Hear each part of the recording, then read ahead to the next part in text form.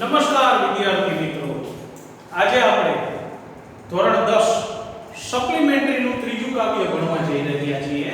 તારે પગલે. કવિનું નામ છે રવિન્દ્રનાથ ટાગોર. ઘણા લોકો તો રવિન્દ્રનાથ ટાગોરને ભારતના રાષ્ટ્રીય કવિ માને છે. રવિન્દ્રનાથ ટાગોર એક એવા કવિ છે કે તેને ભારતની અધિકાંશ ભાષાઓમાં, આમે દુનિયામાં સૌથી વધારે ભાષા અને બોલી ધરાવતો દેશ ભારત છે. અનેક નાનાવિધ ભાષાઓ છે. તો રવિન્દ્રનાથ ટાગોર એક એવા કવિ છે કે એને ભારતની અનેક ભાષાઓમાં પોતાનું સાહિત્ય લખ્યું છે. મૂળ તેઓ પશ્ચિમ બંગાળના, એટલે કે બંગાળી ભાષાના કવિ હતા. આપણું રાષ્ટ્રગીત છે એ પણ રવિન્દ્રનાથ ટાગોર રચિત જ છે. તારા પગલે એ આપણું સપ્લિમેન્ટરી જે 5 પાઠ છે એમાંનું ત્રીજું કાવ્ય છે. બરાબર છે.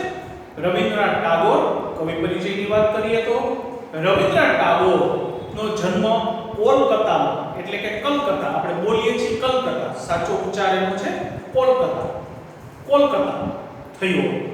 તેમણે કાવ્ય, વાર્તા, નવલકથા, નાટક, ચરિત્રલેખો, નિબંધો અને બંગાળી સાહિત્યમાં તથા ભારતની અધિકાંશ ભાષાઓમાં વિપુલ પ્રમાણમાં રચનાઓ કરી છે.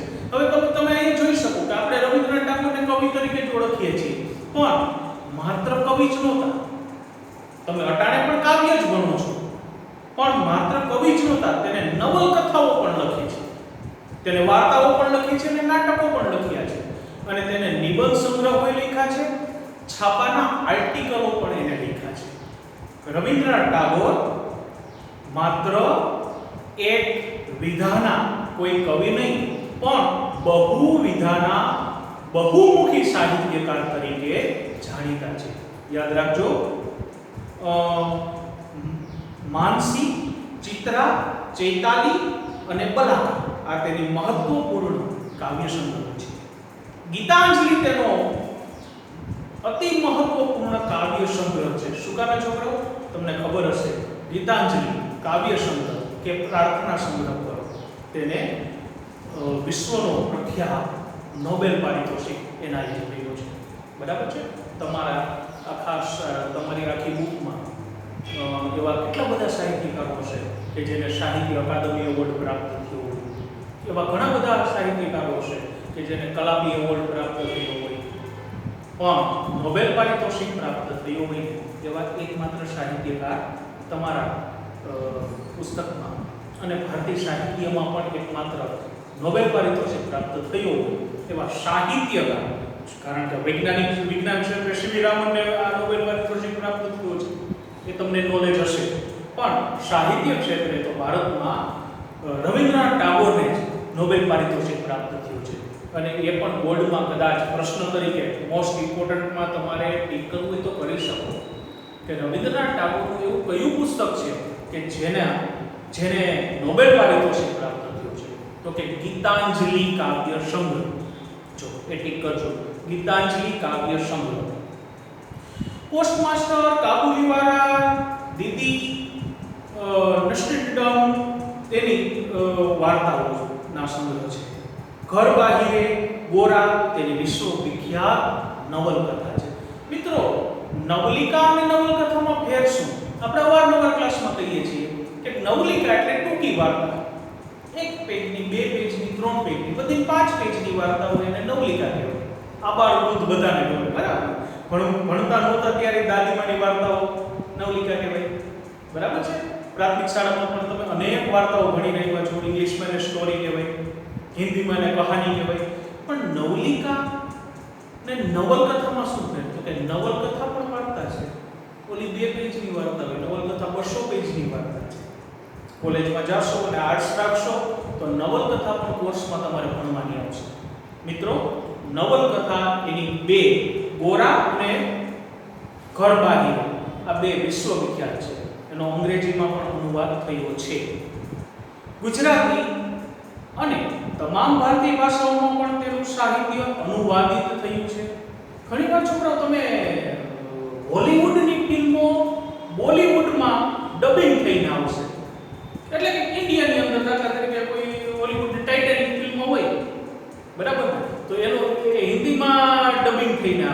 આપણે બધા હિન્દીમાં આવે ત્યારે જોવા જઈએ છીએ, બરાબર છે. હવે અંગ્રેજી દેશોમાં ઉતરી છે તો બધી અંગ્રેજી ફિલ્મો હિન્દીમાં ડબિંગ થઈને આવે છે નહીં. વિશ્વવિખ્યાત બનેલી, ખૂબ જ પ્રસિદ્ધ બનેલી, સુપર હિટ થયેલી ફિલ્મો નું હિન્દી ડબિંગ થઈને અહીંયા આવે છે. એવું જ મિત્રો સાહિત્ય ક્ષેત્રે છે. આપણા દેશમાં રચાતું જે સાહિત્ય છે એ વિશ્વની બીજી ભાષાઓમાં એને ડબિંગ થયું ના કહેવાય, અનુવાદિત થયું કહેવાય. તો અંગ્રેજી છે, ઉર્દુ છે, વિશ્વની બીજી ભાષા જર્મન છે, ફ્રાન્સિસ છે, એમાં ભારતીય સાહિત્યમાં સૌથી બેસ્ટ સ્ટોરીઓ હશે, સૌથી બેસ્ટ નવલકથાઓ હશે, સૌથી બેસ્ટ નાટકો કે ગીતો હશે, તો એ અનુવાદિત થશે અને જુદા જુદા દેશોની ભાષાઓમાં એ પુસ્તક છપાશે. બરાબર છે. પ્રખ્યાત બનેલું હશે તો જ એનો અનુવાદ થશે, કારણ કે પ્રખ્યાત છે તો જ અનુવાદિત દેશ એને ખરીદશે અને ન્યાના લોકો ખરીદીને વાંચશે. મારા જેવા કોઈ લખ્યું હોય થોડું નાનું એવું સાહિત્ય તો એને અંગ્રેજીમાં અનુવાદ કરે તો બુકનો ખર્ચ, છાપવાનો ખર્ચો માથે પડે. બરાબર છે. તો કોઈ વાર્તા, કોઈ નવલકથા, કોઈ કાવ્ય સંગ્રહ પહેલા તો એ જે દેશમાં બન્યો હોય એ દેશની ધરતી ઉપર સુપર હિટ જાય, એ દેશની ધરતી ઉપર એ ખૂબ જ વંચાય, પછી વિશ્વના લોકોને ખબર પડે કે ભારતમાં એક એવો સાહિત્યકાર છે કે જે પોતાના સાહિત્ય લખીને ધૂમ મચાવે છે. પોતાનું આપણા પ્રેમચંદ, આપણા પ્રસાદ, આપણા મેઘાણી, આપણા રવિન્દ્રનાથ ટાગોર, આપણા ધૂમકેતુ, આ બધા એવા સાહિત્યકારો હતા. આ થોડાક મેં નામ બોલ્યો એટલે જ નહીં, ભારતમાં એવા ઘણા બધા સાહિત્યકારો છે કે જેના સાહિત્યનો અનુવાદ અંગ્રેજી, જર્મન, ઉર્દુ વગેરે વગેરે ભાષાઓમાં થયો છે. બરાબર છે. તો આને કહેવાય અનુવાદ થવો. બરાબર છે. રવિન્દ્રનાથ ટાગોરનું સાહિત્ય વિશ્વની અન્ય ભાષાઓમાં પણ અનુવાદિત થયું છે.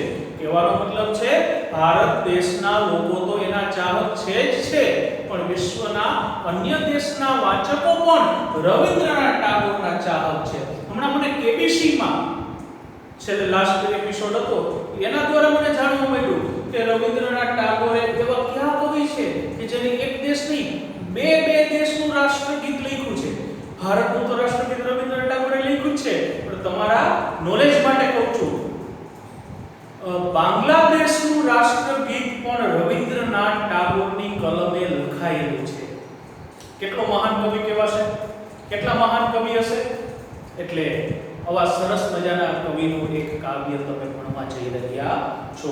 મિત્રો, આ કાવ્ય એટલે કે તારે પગલે કાવ્ય મૂળ ગુજરાતીમાં રવિન્દ્રનાથ ટાગોરે લખેલું નથી, આ બંગલા ભાષામાં જ લખેલું કાવ્ય છે. પણ ગુજરાતીના એક એવા બીજા કવિ જેનું નામ છે સુંદરમ, બરાબર છે, એને આ કાવ્યનો અનુવાદ આપણી માતૃભાષા ગુજરાતીમાં કરેલો છે. તો તમે આ કાવ્યના કવિનું નામ તો લખ્યું, પણ એક ખાસ આ કાવ્યના અનુવાદકનું નામ પણ ટીક કરી લેજો. અનુવાદકનું નામ છે સુંદરમ.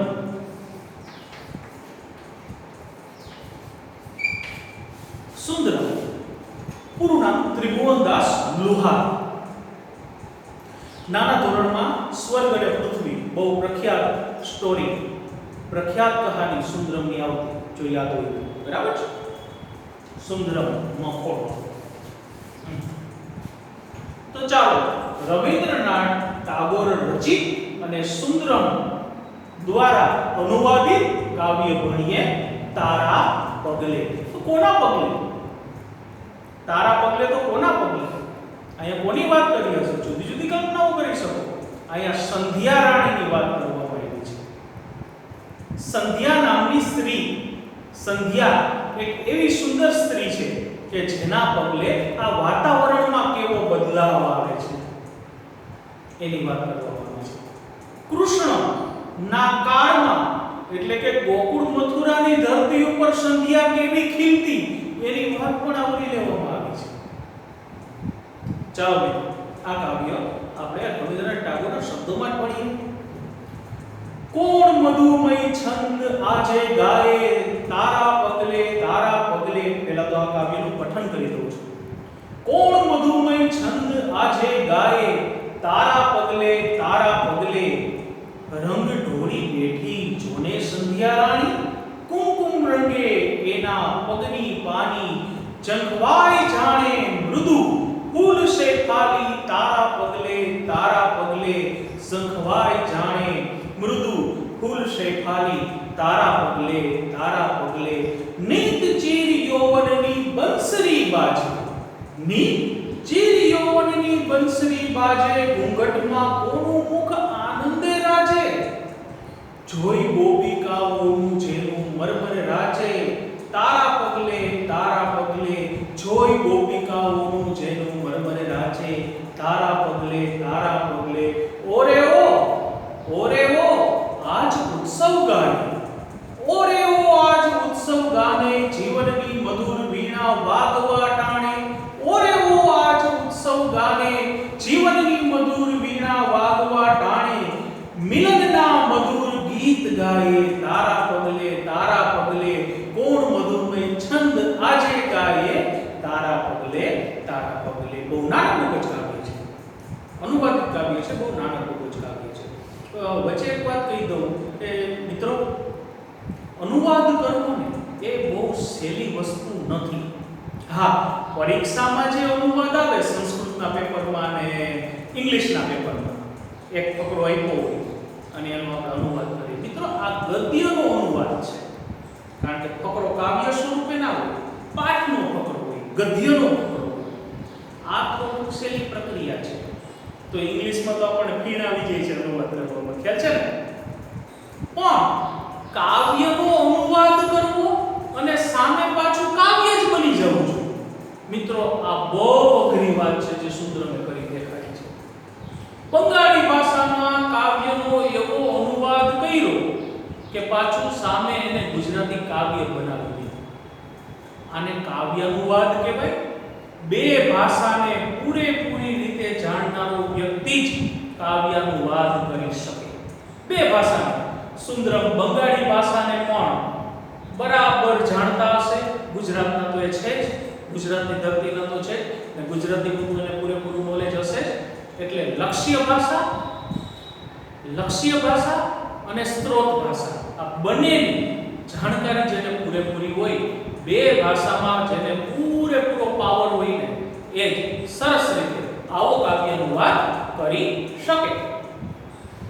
કોણ મધુમય છંદ ગાય, કોણ મધુમય છંદ આજે ગાય, તારા પગલે વાહ સંધ્યા રાણી વાહ, તારા પગલા પડે છે. મિત્રો, બપોર કેવી ગરમ હોય, કોઈ ચકલું ફરકે નહીં બપોરે, એવો તડકો તાપ, તમને રોડ ઉપર જો ટ્રાફિક ઓછો થઈ ગયો છે ને, બહુ કામ હોય ને ઈ જ આ લૂમાં ધગધગતી બપોરમાં છે. એમાં રાજકોટની બપોર કાળઝાળ ગરમી હોય. નદીના કાંઠે તો એવી ઠંડક હોય ને, દરિયાના કાંઠે તો એવી ઠંડક હોય, તો એ બપોરે કોઈ દરિયાના કાંઠે નદીના કાંઠે બેઠેલું જોવા નહીં મળે, કારણ કે બપોરનો તાપ જ એવો. ઠંડા પવનને એ શરમાવી દેશે, ઠંડા પવનને એ પાડી દે છે. એટલે પ્રાણીઓ બપોરે નથી નીકળતા, મનુષ્યોની વાત તો આપણે સાઈડમાં રાખીએ. તો કોણ મધુમય છંદ આજે ગાય? મિત્રો, અહીંયા છંદનો મતલબ થશે સરસ મજાનું વ્યાકરણમાં મઢેલું ગીત. તમે માની લો એક સરસ મજાનું ગીત, હે સંધ્યા રાણી તું બપોર પૂરી થાય છે અને તું આવ છો. સંધ્યા ક્યારે આવે? સાંજ ક્યારે આવે? બપોર પછી રોંઢો આપણે કહીએ છીએ, બરાબર છે? આ રોંઢાનું આગમન થાય અને પછી ધીમે ધીમે સૂરજ નીચે ઢળવા માંડે, ગરમ સૂરજ પણ શાંત પડવા માંડે, એકદમ શીતળ થવા માંડે. બસ આજ સંધ્યા.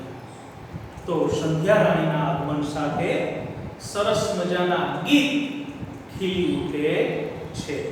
વાતાવરણ જાણે ગાવા માંડ્યું હોય, બપોરનું વાતાવરણ મૌન હોય, સંધ્યા સમય આવતા જ વાતાવરણમાં જાણે ગીત પ્રસરવા માંડ્યા હોય એવું કવિ કહે છે. મને લાગે છે આ વૃક્ષો ગાઈ રહ્યા છે, આ નદીઓ ગાવા માંડી છે, આ પર્વતો ગીત ગાવા માંડ્યા છે, એવું મને તારા આગમનથી લાગે છે. હે સંધ્યા રાણી, તારા આવવાથી વાતાવરણમાં સુમધુર છંદ, સુમધુર ગીત ગુંજવા લાગ્યા છે. રંગ ઢોળી બેઠી જોને સંધ્યા રાણી, કુમકુમ પગલે એના પગની પાની. સંધ્યા રાણી રંગીન છે. બપોરના તડકો જોવો ગમે, ચશ્મા પહેરવા પડે, ગોગલ્સ, પણ સંધ્યાનો રાતો પ્રકાશ કેવો જોવો ગમે. સંધ્યા રાણી પીછીથી રંગ નથી પૂરતી આકાશમાં. સંધ્યા રાણી આકાશના કેનવાસમાં પીછીથી રંગ નથી પૂરતી, જીરી જીરી રંગ નથી પૂરતી. એ તો રંગના બાટલાને ઊંધા નાખે છે, રંગને ઢોળી નાખે છે, રંગને રેલમ છેલમ કરી નાખે છે. રંગ ઢોળી બેટી સફેદ આકાશમાં સંધ્યા રાણી પોતાના લાલ રંગોને ઢોળી દે છે. લાલી મેરે લાલ કી જીત દેખું તીત લાલ. કબીર એક સરસ મજાનો દુહો લખ્યો છે આકાશના લાલ રંગ ઉપર.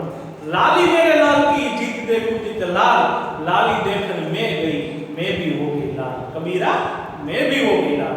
લાલ રંગ આકાશમાં એવો છવાઈ જાય છે કે જાણે એવું લાગે કે પૂરેલો નથી, ઢોળેલો છે. આપણને મેડમ ચિત્ર દોરવા માટે દેતા રંગ પૂરણી નાના ધોરણમાં, તો ક્યાંક ક્યાંક આપણે ઓલા પેન્સિલ કલરથી રંગ પૂરતા તો ક્યાંક ક્યાંક રહી જાય, વચ્ચે ખાલી રહી જાય. તો ટીચર એમ કે જો અહીંયા બ્લેક છે, અહીંયા પૂરો ઘાટો કલર પૂરો. પણ સંધ્યા રાણી તો પેન્સિલ લઈને રંગ નથી પૂરતી, પીછી લઈને રંગ નથી પૂરતી, રંગના બાટલા ઠલવી જ દે છે. એક પણ સંધ્યા સમયે સરાચર વિશ્વમાં એક પણ અણુ કે પરમાણુ સંધ્યાના રંગથી કોરો રહેતો નથી. સંધ્યાના પગની પાનીઓ, સંધ્યાના પગનું પાણી, પાણી કેને કહેવાય? પગનો જે અંતિમ ભાગ હોય ને, પેની, આપણે ગુજરાતીમાં પેની કહીએ, બરાબર. પણ અહીંયા મતલબ એનું તળિયું સમજો. સંધ્યાના પગના તળિયા કંકુના રંગેથી રંગાયેલા છે. સંધ્યા દોડીને જ્યાં જાય ત્યાં કંકુનો રંગ પથરાઈ જાય, ઝંખવાઈ જાય. ત્રીજું વાક્ય શું છે? કુમકુમ રંગે રંગી એના પગની પાની, ઝંખવાઈ જાય જાણે મૃદુલ શેફાલી તારા પગલે તારા પગલે. એના કલરના વખાણ થઈ રહ્યા છે.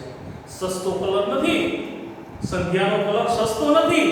સંધ્યાનો કલર એટલો બધો મસ્ત છે, એટલો બધો સરસ છે કે મૃદુલમાં મૃદુલ શેફાલી હોય ને એ પણ ઝાંખી પડે. હવે તમે વિદ્યાર્થી મિત્રો પૂછશો કે સાહેબ શેફાલી એટલે શું, મૃદુલ એટલે શું? તો કે મૃદુલ એટલે કોમળ અને શેફાલી એટલે થશે ફૂલ. આ સૃષ્ટિનું કોમળમાં કોમળ ફૂલ પણ આ સૃષ્ટિ ઉપર કેટલા જુદા જુદા કલરના ફૂલો છે. સૌથી કલરફુલ હોય ને આ ધરતી ઉપર કોઈ તો એ છે ફૂલ. ફૂલના કલરને કોઈ આમ દે નહીં.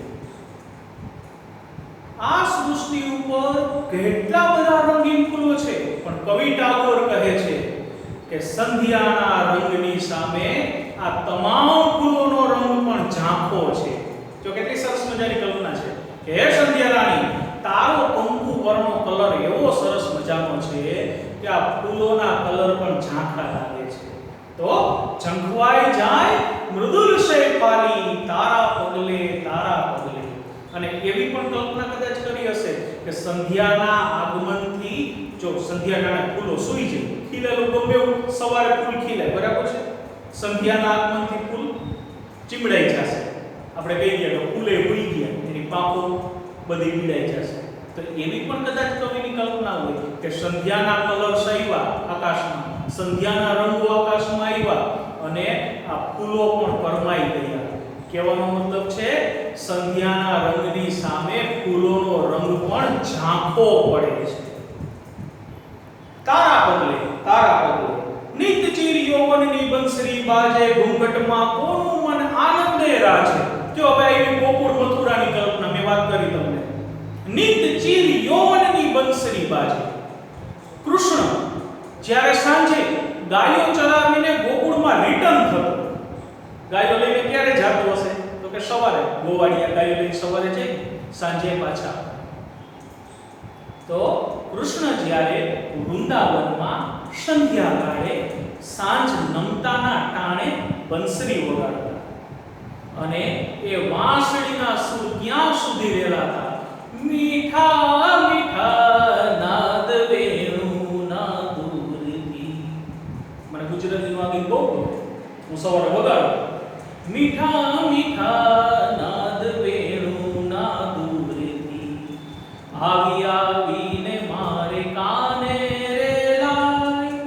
કૃષ્ણ ભગવાનના મીઠા મીઠા નાદ દૂર દૂરથી, એટલે કે વૃંદાતે વનમાંથી દૂર દૂરથી આવી આવી આવી આવી આવી આવીને મારા કાને સંભળાય છે. ઘરમાં કામકાજ કરતી, ગોકુળમાં કામકાજ કરતી ગોપીઓના કાને કૃષ્ણની મોરલીના અવાજ સંભળાય. તો શું કહેવા માંગે છે આ કાવ્યમાં કે બસ એવું જ, આ મેં ગુજરાતી ગીત ગાયું ને એવું જ ટાગોર બંગાળી ભાષામાં ગીત લખે છે કે નિત ચીર યૌવનની બંસરી બાજે. ચીર જે કોઈ દી ખતમ ન થાય એવું, ચીર એટલે લાંબુ, ટીક કરીને તમે લખી શકો, ચીર એટલે લાંબુ, ટીપણમાં આપ્યું છે. જેની યુવાની ક્યારે પૂરી ન થાય એવા કૃષ્ણની વાંસળી. એવો યોગેશ્વર કે જેને વૃદ્ધ જોવો ન ગમે, જેની યુવાનીના દર્શન કરવા દરેક આબાળ વૃદ્ધ બધાને ગમે. તો એવો કૃષ્ણ કે જે વાંસળી વગાડતો, અને એક કૃષ્ણ નામનો યુવાન ગોકુળના વનમાં વાંસળી વગાડતો, અને ગોપી નામની યુવતીઓ એ વાંસળીને ગામમાં સાંભળતી. નીત ચીર યૌવનની બંસરી બાજે, ઘૂંઘટમાં કોનું મુખ આનંદે રાજે. જો સરસ મજાની કલ્પના છે. ઘૂંઘટ કેને કહેવાય? ગોપીઓએ, કોઈ સ્ત્રીઓએ જે સાડીનો છેડો માથે મોઢી રાખ્યો હોય લાંબો, અને ઘૂંઘટ કહેવાય. પહેલાના સમયમાં બધી સ્ત્રીઓ પોતાનું મુખ ક્યાંમાં ઢાંકેલી રાખતી? ઘૂંઘટની અંદર, બરાબર છે? તો ગોપીઓના મુખ ઘૂંઘટની અંદર મલકવા માંડે છે, કારણ કે એને ખબર પડે કે કૃષ્ણની વાંસળી વાગી, જરૂર થોડીક જ વારમાં 10-15 મિનિટમાં કૃષ્ણના દર્શન થશે. ગાયો ચરાવીને આવતા કૃષ્ણના દર્શન હમણાં જ થવાના છે. ગોપીઓના મુખ આનંદે રાજે. આનંદે રાજે એટલે ખૂબ જ આનંદિત થવું. હવે અહીંયા એક શબ્દ ટીક કરવા જેવો છે, રાજે. રાજે એટલે બિરાજે. દાખલા તરીકે સિંહાસન ઉપર કોઈ રાજા રાજે છે, બિરાજે છે. ગોપીઓના મુખ ઉપર શું રાજે છે? તો કે આનંદ રાજે છે. કૃષ્ણની વાંસળી સાંભળતા ગોપીઓના મુખ ઉપર આનંદ બિરાજે છે, આનંદ આવી જાય છે. ક્યારે? સંધ્યા ટાણે, સંધ્યાના પગલે. ઘૂંઘટમાં કોનું મુખ આનંદે રાજે? જોઈ ગોપિકાઓનું જેનું મરમર રાજે, તારા પગલે તારા પગલે. સંધ્યા ટાણે ગોપીઓ બધી કૃષ્ણના દર્શન કરવા માટે એકત્રિત થઈ જતી, અને ઘૂંઘટ તાણેલા હોય અને અંદરો અંદર વાતો કરતી. ગોપીઓના ટોળા ચાલ્યા જતા, અને અંદરો અંદર એ વાતો કરતી, કદાચ કૃષ્ણની વાતો કરતી હોય, બરાબર છે? પણ આનંદિત થયેલી ગોપીઓના અવાજ સંધ્યા ટાણે ગોકુળમાં ગુંજી રહ્યા છે. મરમર, અહીં એક શબ્દ, અઘરો શબ્દ છે મરમર. મરમર એટલે મીઠો અવાજ. તમે ખાલી અવાજ લખશો તો સમાનાર્થી શબ્દમાં એ સાચું પડે. મરમર એટલે અવાજ. મોટો ડેકારો થતો હોય કે ઢોલ વાગતો હોય તો એને મરમર ના કહેવાય. જો આપણી ભાષામાં જુદા જુદા શબ્દો, જુદી જુદી સ્થિતિ પ્રમાણેના જુદા જુદા શબ્દો છે, બરાબર ને? શેર કઢું દૂધ હોય તો દોઈને સીધું તપેલામાં આવ્યું હોય એને શેર કઢું દૂધ કહેવાય. પછી 5 કલાક પછી એને શેર કઢું દૂધ ના કહેવાય, બરાબર ને? તો છેલ્લી પંક્તિ છે, ઓરેઓ આજ ઉત્સવ ગાને, જીવનની મધુર વીણા વાગવા ટાણે, મિલનના મધુરમય ગીત ગાય, તારા પગલે તારા પગલે. આ પણ ગોકુળની ગોપીઓ ઉપર જ છે કે ગોકુળની ગોપીઓ માટે આ સંધ્યા ટાણું, કૃષ્ણની વાંસળી વગાડવા ટાણું ઉત્સવ જેવું બની હતું. આપણે દિવાળી આવે તો કે અંદરથી હરખ આવે, સાતમ આઠમ આવવાની છે તો અટાણથી તૈયારીઓ થવા માંડી ને, મીઠાઈના લિસ્ટ આવવા માંડ્યા છોકરા મોબાઈલ ઉપર, મોનથાળ આટલા ભાવનું, આટલા ભાવનું, આમ ને તેમ ને. ઉત્સવ પ્રિય જનતા ભારતની, અને એમાં ખાસ તો રાજકોટની, બરાબર ને? ઉત્સવ આપણને બહુ ગમે. ગોપીઓ માટે કૃષ્ણનું આગમન એટલે કે સંધ્યાકાળ ઉત્સવ બની જાય. જીવનની મધુર વીણા વાગવા ટાણે.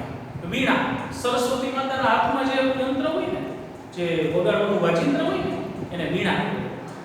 બરાબર. આજકાલ મ્યુઝિકના સાધનોમાંથી વીણા લુપ્ત થઈ ગઈ, કારણ કે વીણા વગાડવાની શૈલી નથી. પણ જીવનની વીણા, અહીંયા સરસ મજાનો રૂપક અલંકાર આપવામાં આવ્યો છે. જીવનને 100% વીણા કીધું. જીવનની વીણા. જીવનની વીણા એટલે જીવન બેકારાયુક્ત હોય ને એને જીવનનું સંગીત ન કહેવાય. જીવનમાં કંકાસ હોય તો એને સંગીતમય જીવન ના કહેવાય. પણ જીવનમાં સુમધુર વીણા જેવો આનંદ હોય તો એના માટે કવિએ કીધું છે કે આ સંધ્યા ટાણું તો ગોકુળવાસી ગોપીઓના માટે તો જીવનની વીણા વાગવા ટાણું છે. આનંદરૂપ સમય છે.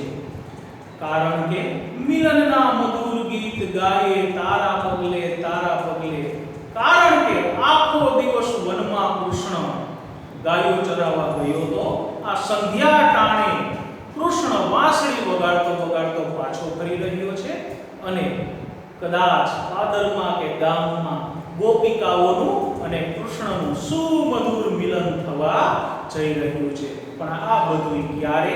હે સંધ્યા રાણી તારા સમયે, હે સંધ્યા રાણી તારા પગલે, તું જ્યારે આવી છો ત્યારે જ આવી સુમધુર ઘટનાઓ ઘટે છે. તો ચાલો મિત્રો આપણે સરસ મજાનું કાવ્ય તારા પગલે આજે ભણ્યું છે. રવિન્દ્રનાથ ટાગોર દ્વારા રચિત હતું અને સુંદરમ દ્વારા બનાવેલું હતું, અનુવાદિત કરેલું હતું. તો મિત્રો પરીક્ષામાં તમારે પ્રશ્ન પૂછાય. જો આ સપ્લિમેન્ટરી પાર્ટમાંથી મોટા પ્રશ્નો તો પૂછાવાના નથી, કદાચ એક વાક્યના પ્રશ્નો પૂછાય, બરાબર છે. બાકી તો પદ્યગ્રહણ અને પદ્યગ્રહણમાં પણ સપ્લિમેન્ટરી કાવ્ય સપ્લિમેન્ટરી પાઠના ફકરાઓ કે સપ્લિમેન્ટરી પાઠનું કોઈ કાવ્ય પૂછાતું. પણ હવે તમને ખબર જ છે છોકરાઓ કે પદ્યગ્રહણ અને પદ્યગ્રહણને પાછળ નવી પેપર સ્ટાઇલમાં સ્થાન નથી. તો કદાચ આમાંથી પૂછાય તો માત્ર એક વાક્યના પ્રશ્નો પૂછાય, એ સિવાય બીજું કાંઈ પૂછાય નહીં, બરાબર છે. પણ તમારે ખાસ એટલું ધ્યાન રાખવું પડે કે એમ પૂછે કે તારા પગલે કાવ્યના કવિનું નામ આપો તો રવિન્દ્રનાથ ટાગોર જ લખજો. એ કાવ્યના કવિનું નામ તો ટાગોર જ છે, પણ અનુવાદકનું નામ આપો તો ભૂલથી રવિન્દ્રનાથ ટાગોર લખી નાખતા નહીં. અનુવાદકનું નામ સુંદરમ છે, બરાબર છે. એ સિવાય બીજા એક વાક્યના પ્રશ્નો તમે એના સ્વાધ્યાયમાંથી તૈયાર કરજો અને નોટબુકમાં પણ કરાવશો. એ બધું એકદમ સહેલું છે. તો આશા રાખું છું કે તમને બધાને આ કાવ્ય સમજાઈ ગયું હશે. કંઈ પ્રશ્ન હોય તો પાછો હું પીરિયડ લેવા આવું ત્યારે